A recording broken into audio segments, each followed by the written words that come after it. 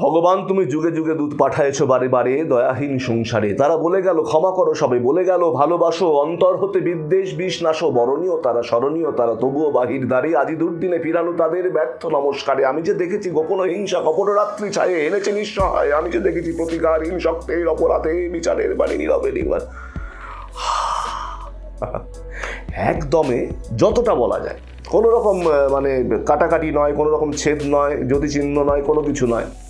একটা পূর্ণ দম নেবেন, নিয়ে সেই দমে যতটা যেতে পারবেন। প্রথম খুব বেশি হয়তো 2-3 লাইন গিয়েই দেখবেন আটকে যাচ্ছে।